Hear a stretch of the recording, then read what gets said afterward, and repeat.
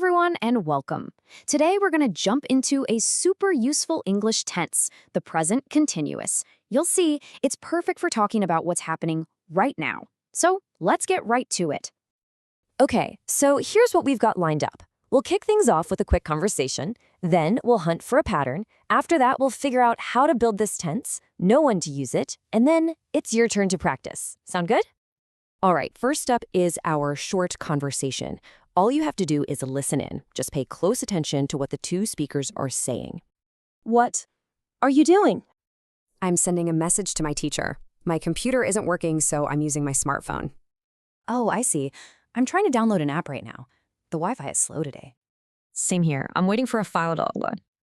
Everyone is using the internet at the moment. That's why it's slow. Okay, so we've heard the dialogue. Now let's put on our detective hats for a minute and look for some clues in the words they were using. So take a second and think about it. What did you notice about all those action words, the verbs? Did you hear anything, similar about them? Maybe a pattern? Did you catch it? Let's look at the big ones from their chat. Sending, using, trying, waiting, working. See that? Every single one of them ends with ing. That right there is our big clue.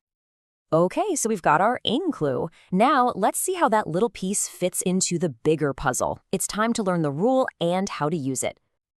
And that pattern has a name, the present continuous. It's exactly what it sounds like. We use it for stuff happening now or for things that are just temporary. And the recipe is super simple. You just take it to be verb, so am, is, or are, and add it to your main verb with that ing on the end. This little chart here breaks it all down perfectly. To make a positive sentence, you just follow the rule, I am working.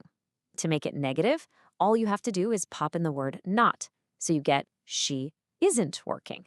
And if you want to ask a question, easy. You just flip the first two words. Are they working? See?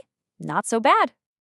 Okay, just a heads up, there are a few little spelling rules to keep in mind. Don't worry, they're easy. For most verbs, you just tack on ing.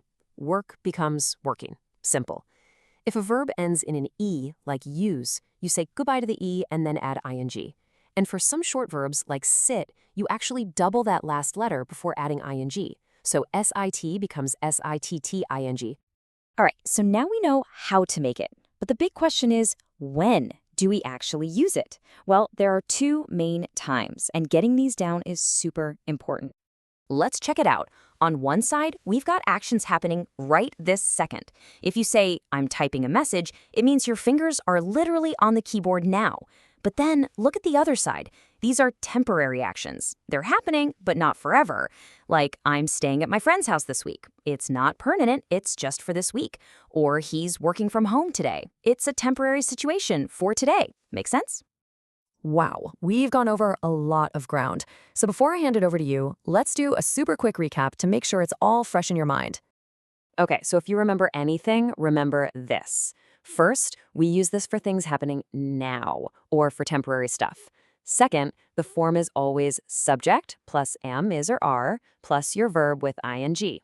And third, keep an eye on those little spelling rules, like how make becomes making. Got it? And that brings us to the most important part, your turn. So to really lock this in, I have one last question for you. Use the present continuous to answer this. What are you doing right now? Well, I know one thing you're doing. You're learning English. And hopefully you're enjoying it too. Keep up the great work.